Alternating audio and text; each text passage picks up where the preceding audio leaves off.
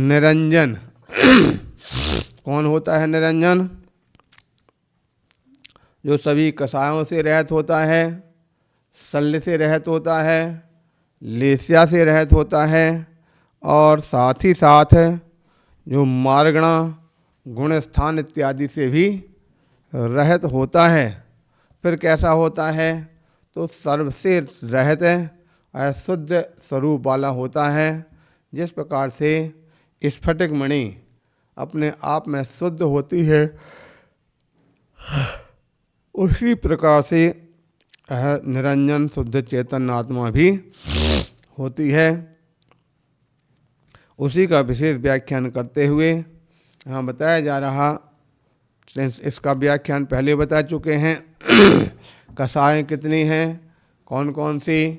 तो कषाय 25 हैं, उसका भी उनसे रहित होता है।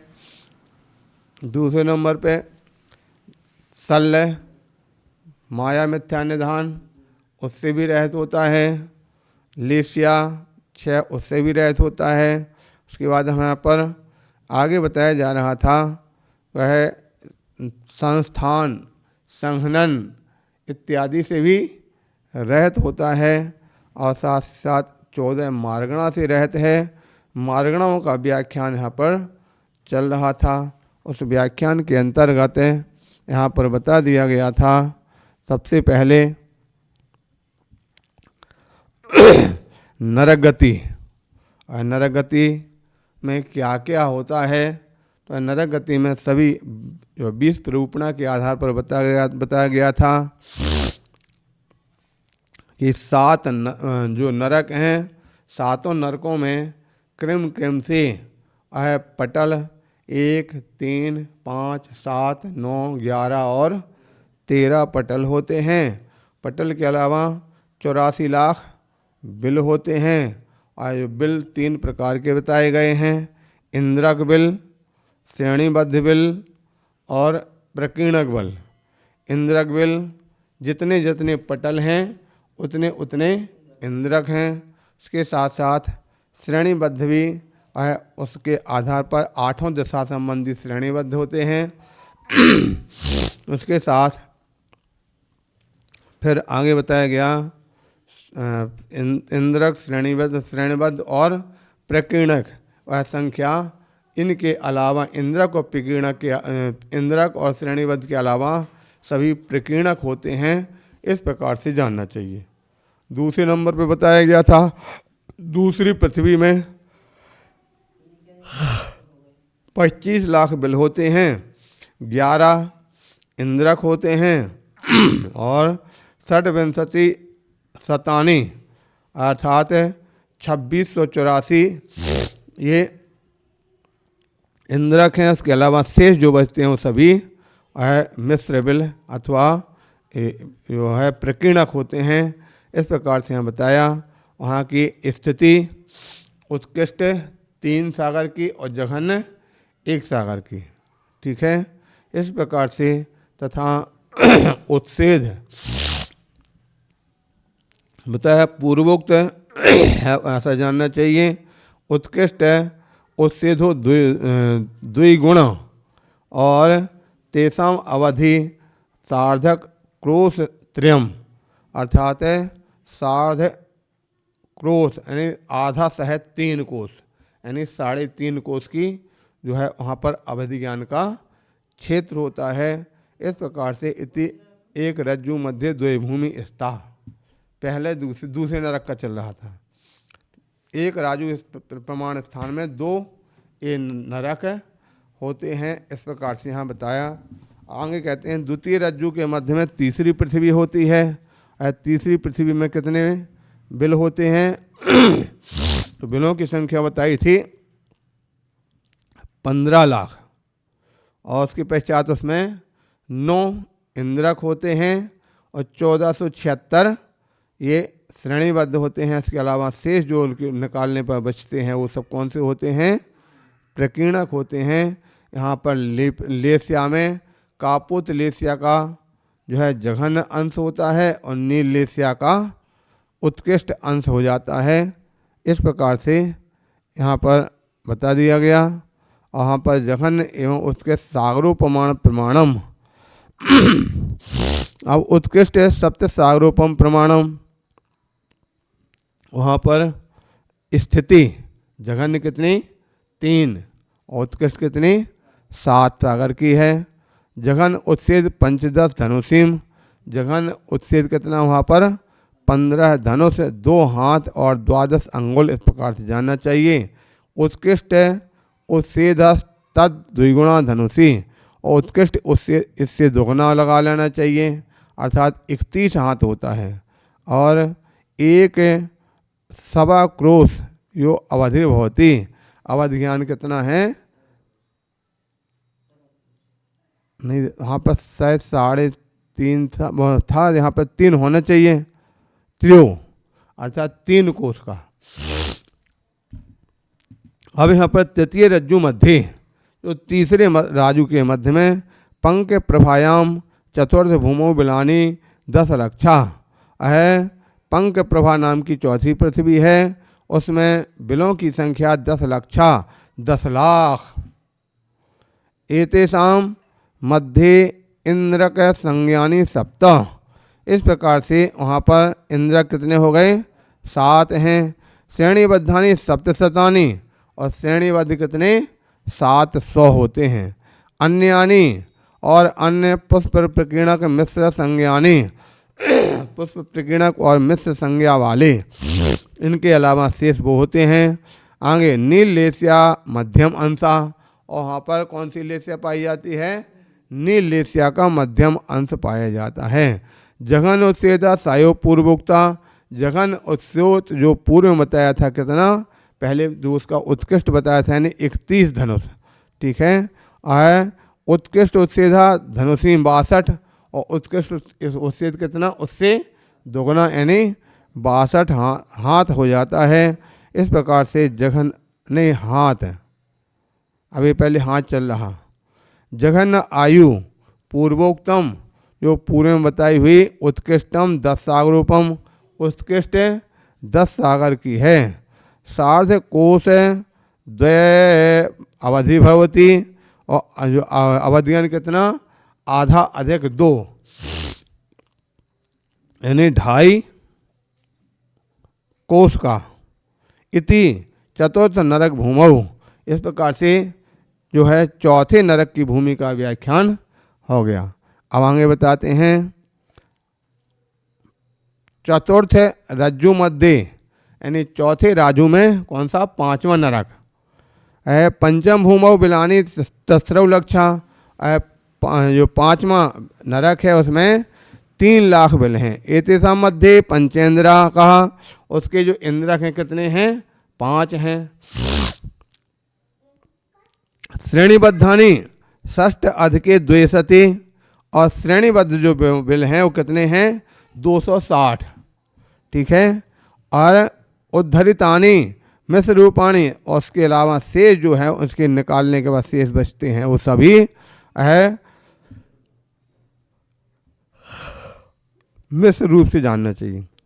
नील लेस्या उत्कृष्ट अंशा कृष्ण लेस्या जघन्या, वहाँ पर जो लेस्या है नील लेस्या का उत्कृष्ट अंश होता है और कृष्ण लेस्या का जघन्य अंश पाया जाता है। जघन्य उत्सेधा सायव पूर्वोक्ता, और जघन्य जो उत्सेद पहले जो बताया चुका कितने बताया था 62 हाथ है। उत्कृष्ट स्तुति धनुषी, अरे हाँ 62 ना होकर के यहाँ पर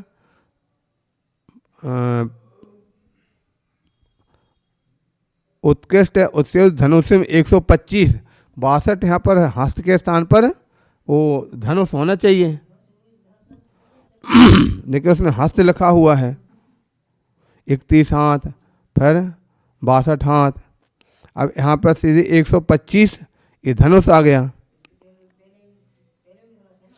है।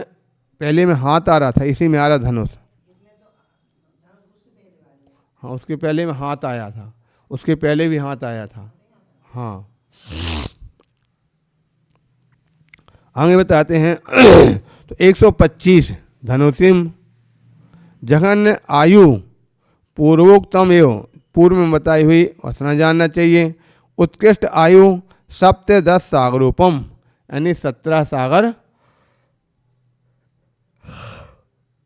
जानो। क्रोशद्वय अवधिर्भवति, अवधि ज्ञान 2 कोश प्रमाण जानो। इति पंचम नरक भूमौ, इस प्रकार से 5वें नरक की भूमि का व्याख्यान समझना चाहिए। ठीक हो गया। क्रम से 5 नरक के बाद अब 6वां नरक और 5वां राजू। यहाँ से 5वें नारुत बताते हैं। अथ पंचम रज्जु मध्ये तमः प्रभायाम षष्ठ भूमौ बिलानी पंचोनेक लक्षः, अर्थात 5 कम 1 लाख। ठीक है। एतेषा मध्य त्र्या इंद्र का, उसमें से 3 इंद्रक बिल हैं। श्रेणीबद्ध यानी 60, और श्रेणीबद्ध कितने 60 हैं। तथा उद्धरितानि मिश्र रूपाणी, और जो मिश्र रूप हैं ऐसे कितने हो जाते हैं तो 9,993। ठीक है। ये निकालने के बाद इतने हो जाते हैं। अब मध्यम उत्कृष्ट लेस्या। ठीक है। मध्यमा कृष्ण लेस्या, वहाँ पर मध्यम कृष्ण लेस्या जानना चाहिए। जघन्य उत्सेदा सायो पूर्वोक्ता, जघन्य उत्सेद जो पहले बता चुके हैं, और उसके साथ उत्कृष्ट उत्सेदा धनुषीम 250।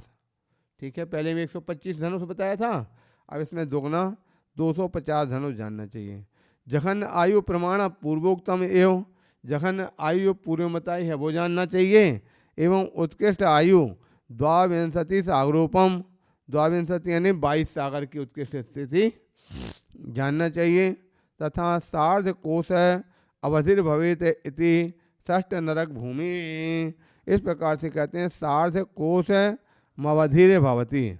सार्ध कोश है, सार्ध क्रोश मवधि भवती षष्ठम नरक भूमि, अर्थात सार्ध कोश यानी कितना होना चाहिए 1.5।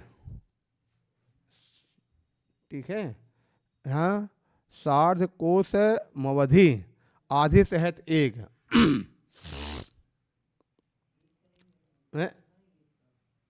हाँ, लिखा तो नहीं इसमें, सार्ध कोश मवधिर भवती, सार्ध कोशेक मवधि ऐसा होना चाहिए।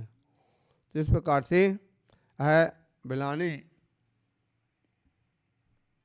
अब हाँ, अथ षष्ठम रज्जु मध्य महातवा प्रभायम। अब 6वें राजू के मध्य में महाप्रभा यानी 7वें नंबर की जो पृथ्वी है उसमें कृष्ण लेस्या पाई जाती है। नहीं, बिलानी 5 बिल हैं। एतेषा मध्य इंद्र का श्रेणीबद्धानी, 1 इंद्रक है और 4 श्रेणीबद्ध हैं। ठीक है। तथा उसके अलावा जो अन्य जो होते हैं बिल वो नहीं होते, इसमें मात्र 4 ही होते हैं। हाँ, श्रेणीबद्ध हैं 4, 1 बीच का हो गया, 4 होगा। हाँ, प्रकीर्णक नहीं है। उत्कृष्ट कृष्ण लेस्या होती है। जघन्य उत्सेदा सहयोग पूर्वोक्त, जघन्य लेस्या जो उत्सेद पहले बता चुके हैं, यानी कितना था 250 धनुष। तथा उत्कृष्ट उत्सेदा धनुषी 500, उत्कृष्ट जो है वहाँ कितना है 500 धनुष है। जघन्य आयु है प्रमाणम पूर्वोक्तम एवं, जघन्य आयु प्रमाण पूर्व में बताई हुई है। एवं 63 सागरोपमान्यायुषा उत्कृष्ट आयुषा, 63 यानी 33 सागर की उत्कृष्ट आयु जानना चाहिए। हाँ, जघन्य 22 हो गई। तेसाम अवधि 1, वहाँ अवधि का कितना है 1 है। क्रोशा 1 कोश। इति सप्तमम नरकम वर्णम समाप्तम, इस प्रकार 7वें नरक का वर्णन यहाँ पर समाप्त हो जाता है। इस प्रकार से यहाँ पर उसका वर्णन को जानना चाहिए। अब सप्तम रज्जु मध्य, 6 राजू में 7 नरक पूर्व हो गए। अब 7वां जो राजू है उसमें क्या है उसका व्याख्यान करते यहाँ पर आगे आचार्य महाराज बताया जा रहा है। अथ सप्तम रज्जु मध्य निगोदस तिष्ठन्ति, 7वें नराजु में क्या है निगोद ठहरता है। बात वाले त्रय पर्यंतम, और 3 बात वालों के पर्यंत तेसाम नारकाणाम, वहाँ पर जो नारकी है 5 प्रकाराणी क्षेत्रोद्भाव शरीर वचनोद्भव मानसिकासुरोदीरत लक्षाणी दुखानी भवंती। हमें कहते हैं तेसाम नारकाणाम, वहाँ पर जो नारकी जीव हैं पंच प्रकाराणी, पंच प्रकार क्षेत्रोद्भव, क्षेत्र संबंधी दुख, शरीर संबंधी दुख, वचनोद्भव वचन संबंधी, मानसिक दुख, और असुरोदीरत लक्षाणी, जो असुरोदीरत जो लक्षण हैं जिनका, ऐसे दुखानी भवंती, दुखों को प्राप्त हुआ करते हैं। तीव्र पाप कर्मोदयाच चतुर्थ पर्यंतम संबंधिनाम नारकाणाम और मुष्ण वेदना स्याद। हमें कहते हैं और तीव्र कर्मोदय से चतुर्थ पर्यंतम, चौथे नरक पर्यंत तक, संबंधिनाम, जो संबंधी जन हैं, वो नारकाणाम उष्ण वेदनाम स्यात, जो नारकी जीवों को उष्ण वेदना से वहाँ पर प्राप्त होती है, और दुख जो अपने मिलने वाले हैं वह दुख दिया करते हैं, मानसिक दुख इत्यादि देते हैं। तीव्र पाप कर्मोदय से चतुर्थ पर्यंतम, चौथे पर्यंत तक, संबंधी नाम, संबंधी जन, नारकाणाम उष्ण वेदनाम, नारकी उष्ण वेदना में प्राप्त होते हैं। पंचम नरक द्विभागा यो उष्ण वेदना, और पंचम नरक के दो भागों में उष्ण वेदना, तृतीय भागे शीत वेदना, तीसरे भाग में शीत वेदना होती। ठीक है, पांचवा नरक जो है उसके 3 भाग करने पर 2 में उष्ण वेदना और 1 में शीत वेदना होती है, ऐसा जानना चाहिए। केवला षष्ठ सप्तम नरक में अत्यंत शीत वेदना जायते तराम। अब छठवें और सातवें दोनों नरकों में तीव्र शीत वेदना पाई जाती है। इस प्रकार से यहाँ पर सभी नरकों का व्याख्यान आचार्य भगवंत यहाँ पर बता रहे हैं। उन्होंने बताया हमें बताते हैं, अब पंचेंद्रियादि संगनो जीवो मृता संता प्रथम नरके यान्ति। अब हम कौन से नरक में कौन से जीव कहाँ कहाँ से कैसे जा सकते हैं, तो हम बताते हैं पंचेंद्रिय असंगिनो, जो असंगी पंचेंद्रिय हैं, असंगी पंचेंद्रिय अधिकतम अगर जा सकते हैं तो जीवा मृता मरण, जीव मरण करके संता प्रथम नरक के यान्ति, पहले नरक तक ही जा सकते हैं। ठीक है, इस प्रकार से असंगी नरक की जो असंगी जीव हों नरक में पहले नरक तक उनका गमन माना गया। द्वितीय नरके सारटा सरीसृपा यान्ति, और दूसरे नरक तक सारटा यानी सरीसृप, सरीसृप का तात्पर्य जो यानी छिपकली इत्यादि। ठीक है, पेट के बल चलने वाले छिपकली, गोह, जो कहते ये जो इस प्रकार के जो भी जानवर हैं, गिरगिट नहीं, केंचुआ तो 2 इंद्री है। असंगी पहले नरक तक जा सकता है, उसके पहले वाले तो नरक में जा ही नहीं सकते हैं। ठीक है, 4 इंद्री तक के जो जीव हैं उन नरकों में नहीं जा सकते,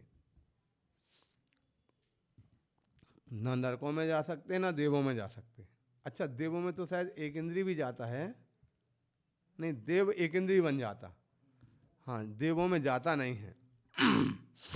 इस प्रकार से यह जो असंगी जीव से ही नरक स्वर्ग इत्यादि की प्रारंभ होता है। हम बताते हैं, अब पंचेंद्रिय असंगनो जीवा मृता संता प्रथम नरक यान्ति, द्वितीय नरके सारटा अर्थात सरीसृप, जो छाती के बल चलने वाले जीव हैं।